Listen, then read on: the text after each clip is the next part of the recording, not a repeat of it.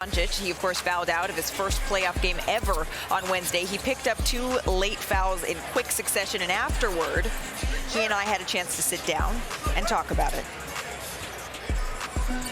How do you reflect on fouling out for the first time in your playoff career?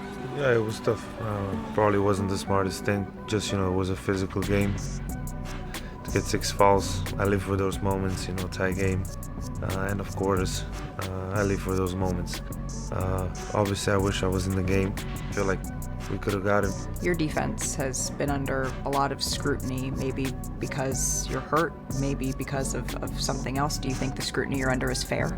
Yeah, for sure. I mean, they're always going to talk about it, but at the end of the day, I don't think the biggest problem is our defense at this point. I think we scored 3 games under 100 points. I mean, that gives credit to Boston's defense, but I think our offense is a little bit more problematic right now than defense. I think we got to do a better job with that. What did you find towards the end that you feel like you can build on moving forward?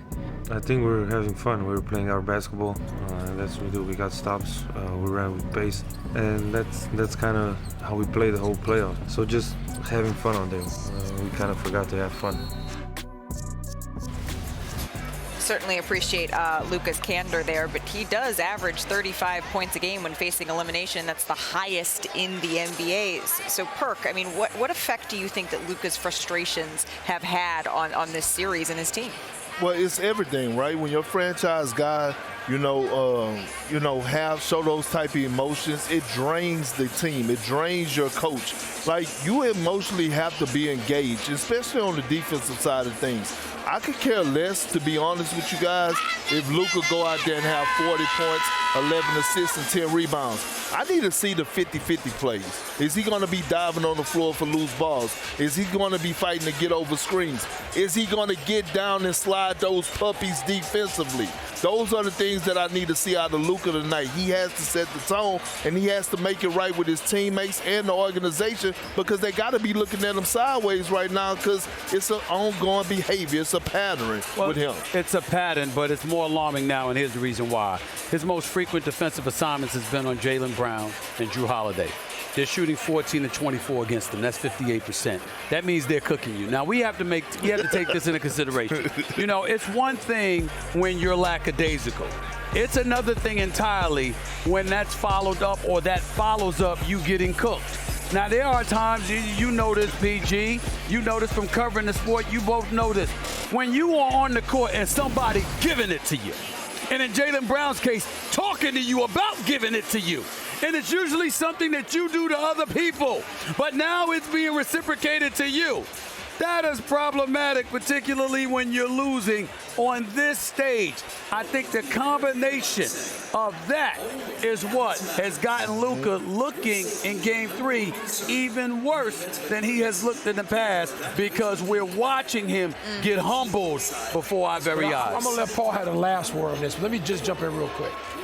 He's also getting cooked on 68% of the drives defended. That's an incredible number. It's like the worst number ever since they began keeping that stat.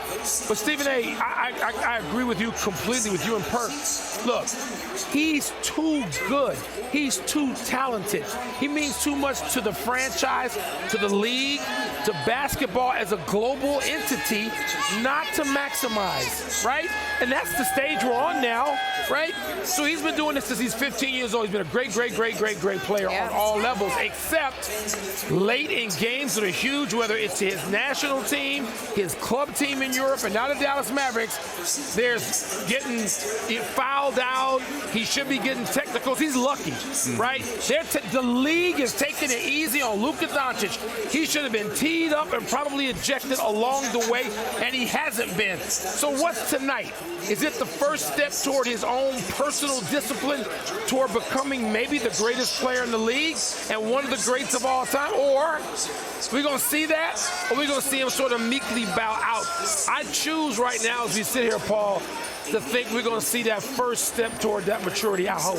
I hope so. To your point, Stephen A., I've been there before, not getting the foul calls, the benefit of the doubt. Is he getting fouled? He probably is. But when I wasn't getting fouled, I took it as, all right, I'm going to just go ahead and get a stop and use that energy towards my opponent, more so than trying to use this to try to go at him offensively.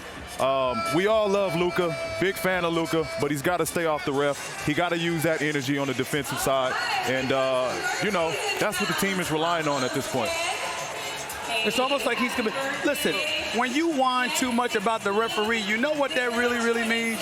What you want to say, it's your fault. It's your fault that this is happening to me, as opposed to you owning it and doing something about it. All the Hall of Famers I done played with, when the lights are bright, they do the little things. They make sure they put in the defensive effort. He's not giving it. If they're trying to take that next step, we seen Jason Tatum and Jaylen Brown learn from their mistakes in 2022, and it had nothing to do with their effort. It was everything about making shots offensively and not turning over the basketball. Again, this is a problem that J. Kidd, the front office, they're going to have to address in offseason with Luka. If we're slicing up blame pie, though, as to why the Dallas Mavericks are in this position, sure, I think that Luka Doncic can be handed a slice, but I'm going to be giving 3/4 of that pie to the Boston Celtics. They are doing this to that team, and Jaylen Brown, certainly a favorite right now to be the Finals MVP. Don't forget to protect your parlay with daily So Close protection from ESPN Bet. If one leg of a qualifying parlay misses, customers are eligible to get 100% of their wager back in a bonus bet. Wanna try to boast at what I look like. Think I'm going harder where I pull up all brains. Jimmy with the heat, I'm on fire. It's NBA on the ESPN.